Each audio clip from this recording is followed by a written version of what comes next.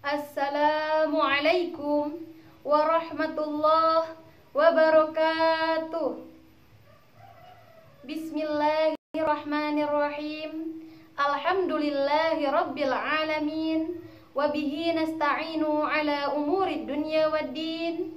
Wassalatu wassalamu ala sayyidina Muhammadin wa ala alihi wa sahbihi ajma'in. Amma ba'du. Yang paling utama, marilah kita panjatkan puji dan syukur kehadirat Allah Subhanahu wa ta'ala. Salawat serta salam semoga tetap tercurah limpahkan kepada baginda alam, yakni Habibana wa Nabiyana Muhammad sallallahu alaihi wasallam. Tak lupa pada keluarganya, sahabatnya, tabi'in tabi'atnya, dan mudah-mudahan sampai kepada kita selaku umatnya yang senantiasa mengharapkan syafaat nanti di yaumil kiamat. Amin ya Allah ya Rabbal Alamin. Perkenalkan, nama saya Rindia Amal Az-Zahra, siswi MA Al-Islah Jamanis kelas 11 MIA 1, akan menyampaikan sedikit tentang Isra Mi'raj. Hadirin rahimakumullah, Isra Mi'raj merupakan salah satu peristiwa penting bagi umat Islam. Peristiwa yang terjadi pada 27 Rajab di tahun ke-8 kenabian ini merupakan peristiwa perjalanan Nabi Muhammad SAW dari Masjidil Haram di Mekah ke Masjidil Aqsa di Palestina sampai ke Sidratul Muntaha di langit ke-7 bersama malaikat Jibril menggunakan buraq. Seperti firman Allah Subhanahu wa ta'ala, Bismillahirrahmanirrahim. Subhanalladzi asra bi'abdihi laylan minal masjidil harami ilal masjidil aqsa alladzi barakna hawlahu linuriyahu min ayatina innahu huwas sami'ul basir. Al-ayah. Shadaqallahul adzim. Artinya, Maha suci Allah yang telah memperjalankan hambanya Muhammad pada suatu malam dari Masjidil Haram ke Masjidil Aqsa, yang telah kami berkahi sekelilingnya agar kami perlihatkan kepadanya sebagian tanda-tanda kebesaran kami. Sesungguhnya Dia Maha mendengar, Maha melihat. Quran Surat Al-Isra ayat pertama. Hadirin rahimakumullah, selama menapaki langit ke-7, Rasulullah sempat bertemu dengan beberapa nabi. Rasulullah bertemu Nabi Adam di langit pertama, Nabi Isa di langit kedua, Nabi Yusuf di langit ketiga, Nabi Idris di langit keempat, Nabi Harun di langit kelima, dan Nabi Musa di langit keenam. Selama perjalanan, Rasulullah juga dihadapkan dengan berbagai cobaan. Salah satunya, ketika Rasulullah ditawari untuk meminum khamr atau susu, Rasulullah lebih memilih susu. Kenapa Rasul lebih memilih susu? Karena khamr atau minuman keras menurut Islam adalah minuman yang haram, baik dalam Al-Quran, hadis maupun ilmu fikih. Khamr atau minuman keras dilarang dengan tegas, seperti firman Allah Subhanahu wa ta'ala, Bismillahirrahmanirrahim.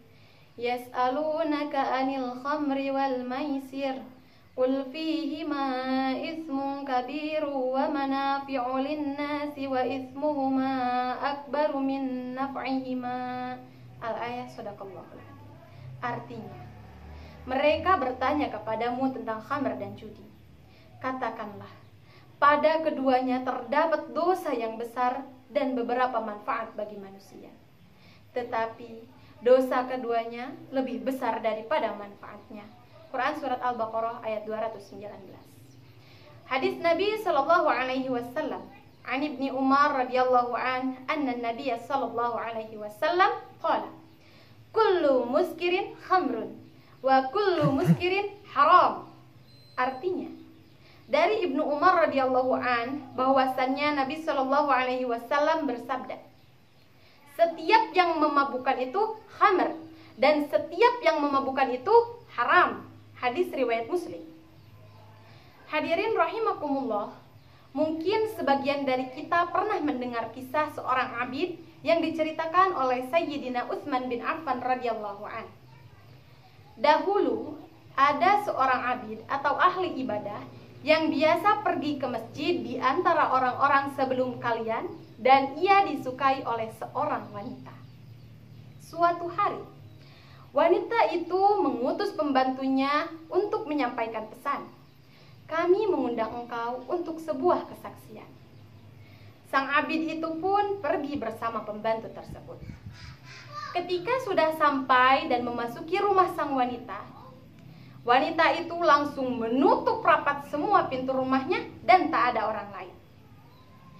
Mata sang abid langsung tertuju pada sosok wanita yang amat cantik sambil membawa secawan khamar, dan di dekatnya ada bayi yang masih kecil.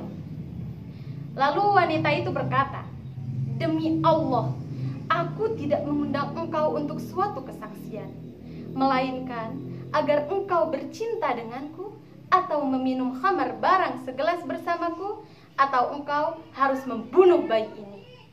Jika engkau menolaknya, maka aku akan menjerit dan berteriak, ada orang yang memasuki rumahku." Sang abid langsung bertekuk lutut lalu berkata, "Berzina saya tidak mau, membunuh juga tidak." Lalu ia lebih memilih untuk meminum khamar seteguk demi seteguk hingga akhirnya ia mabuk. Setelah mabuk, hilanglah akal sehatnya yang pada akhirnya ia berzina dengan wanita tersebut dan membunuh bayi itu. Na'udzubillahi min dzalik. Lantas Sayyidina Utsman berkata, "Fajtanibul khamra fa innaha wallahi la yajtami'ul imanu wa idmanul khamri illa liyushika ayyukhrija ahaduhuma sahibah." Artinya, karena itu jauhilah khamr atau minuman keras, karena demi Allah sesungguhnya iman tidak dapat menyatu dengan khamr dalam dada seseorang, melainkan harus keluar salah satunya. Hadirin rahimakumullah, dari kisah tersebut semoga kita dapat mempertebal keimanan dengan menjauhi khamr atau minuman keras. Nah, hadirin yang berbahagia, perjalanan Nabi Muhammad SAW berakhir di Sidratul Muntaha, yang mana ia mendapatkan perintah dari Allah Subhanahu wa Ta'ala untuk melaksanakan sholat 5 waktu dalam 1 hari 1 malam. Hadirin rahimakumullah, sekian yang dapat saya sampaikan. Mudah-mudahan banyak manfaatnya dan mohon maaf atas segala kekurangannya. Saya tutup dengan doa. Bismillahirrahmanirrahim. Allahumma barik lana fi Rajab wa Sya'bana wa ballighna Ramadana waghfir lana dzunubana. Rabbana atina fid dunya hasanah wa fil akhirati hasanah wa qina adzaban nar. Subhana rabbika rabbil izzati amma yasifun wa salamun alal mursalin walhamdulillahi rabbil alamin. Wassalamu alaikum warahmatullahi wabarakatuh.